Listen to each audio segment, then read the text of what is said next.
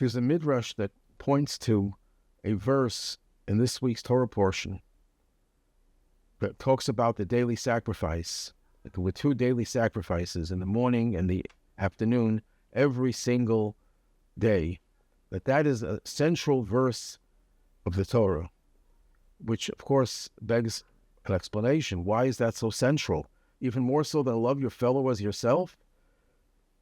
But the answer given is that the idea of constancy is a fundamental part of Judaism. Because when you do a mitzvah sporadically, you do a mitzvah when you feel the inspiration to do it, that means the mitzvah is not yet part of you. It hasn't been integrated into your system.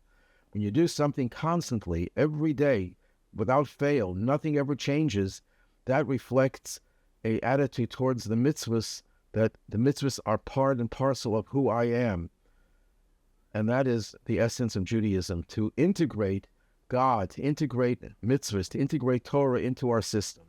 But there might be another way of explaining it based on an observation made by many of the Hasidic masters that the Code of Jewish Law is divided into 4 sections.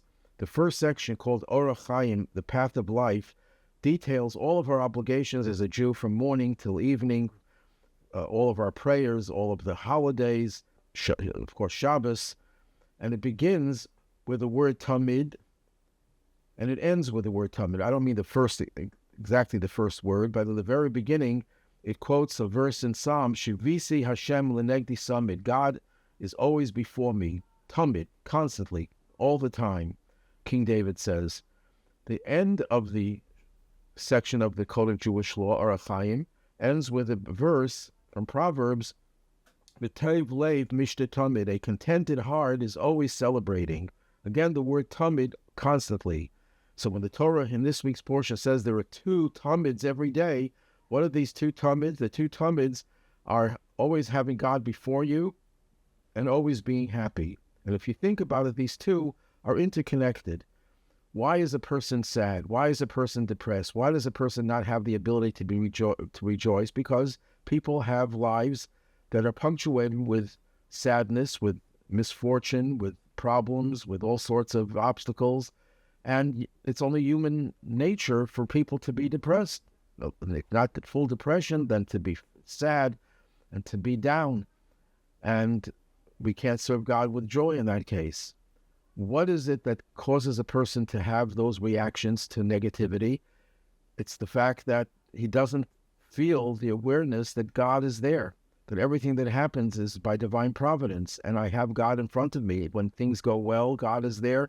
When things don't go well, God is there.